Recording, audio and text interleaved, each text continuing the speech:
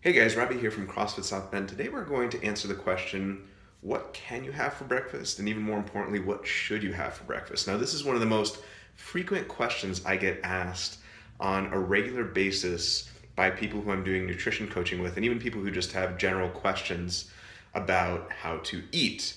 So, let's start off with what you should be having in the morning. Ideally, you want to have some form of quality protein. That could be some fish or seafood, could be some eggs, could be some beef or chicken or some form of pork. Ideally, again, of course, these are wild caught and pasture raised and all the rest of it. But if you can't do that, just do the best you can. Some vegetables, which we'll talk about more in just a second, and then some form of healthy fat. This could be nuts and seeds, this could be olive oil, it could be coconut oil, ghee, things like that. Now, that stands in drastic contrast to the standard breakfast that most people have, which today in America in particular, but other places as well, we typically think of breakfast either as eggs and bacon. That's the only form of protein you can have in the morning unless it's a protein shake. Or we think of it in terms of just a carb fest, which is, pancakes, waffles, cereal, multigrain bars, you name it. These are our standard bagels. These are our standard go-tos in the morning. And the problem with those is, well, there's a number of problems. So let's tackle each of them. So first problem, they send your blood sugar on a roller coaster. So if you ever feel hangry, i.e. hungry plus angry, after you eat, or if you feel lightheaded, or if you get that 2 p.m. slump, that's usually a sign of blood sugar dysregulation. So having those foods for breakfast spike your blood sugar, and then your blood sugar comes down from that high and it crashes, and you get cravings, and you get tired, and you get angry. So those things are not that good from a blood sugar perspective. They don't have any nutrients. That's the other thing. So very, very little in the way of nutrients for your waffles, your pancakes, your bagels, your cereal.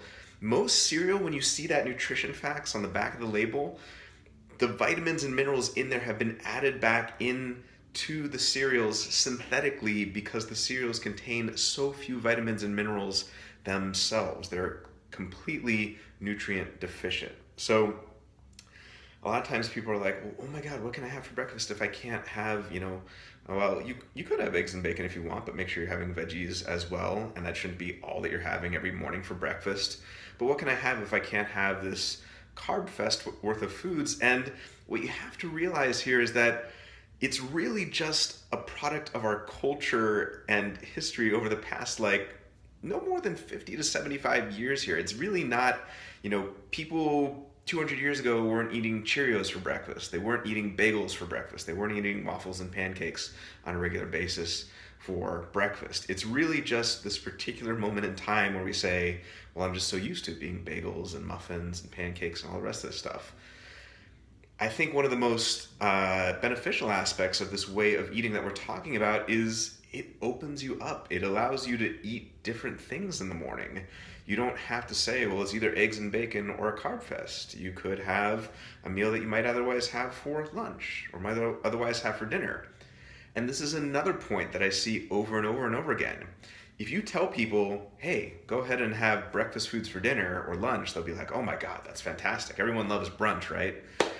But if you say the reverse, if you say have dinner or lunch foods for breakfast, people lose their minds. They say, how is that possible? Well, there's nothing wrong with it. There's no problem with it. It's just a cultural thing that we're not used to. So there's nothing wrong with, for example, having salmon fillet in the morning with some spring mix on the side, some olive oil drizzled over it, and some berries. That's what I had this morning for breakfast. But other things as well, some ground beef and some sweet potatoes. When you think about it, most people aren't eating enough vegetables to begin with. And essentially what we're saying by saying that you don't have vegetables in the morning for the most part is that only leaves lunch and dinner to eat vegetables. Two instances. So we want to make sure that we're having some veggies in the morning, and we also want to make sure that we're having that quality protein to help balance that blood sugar. That tends to help people with 2 p.m. slump, have more even energy, not get hangry anymore.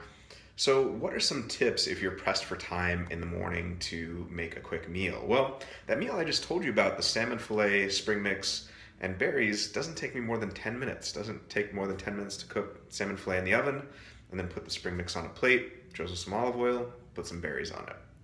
Another option is to cook a second or a third portion, just bigger portions of dinner, and save the leftovers for the next morning. You could also do a weekly prep day earlier in the week where you prep your meals.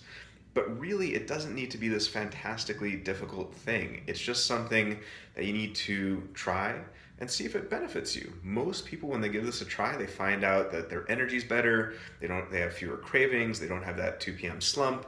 And generally, they just feel better recovering from workouts and overall because they're getting more nutrition in the morning.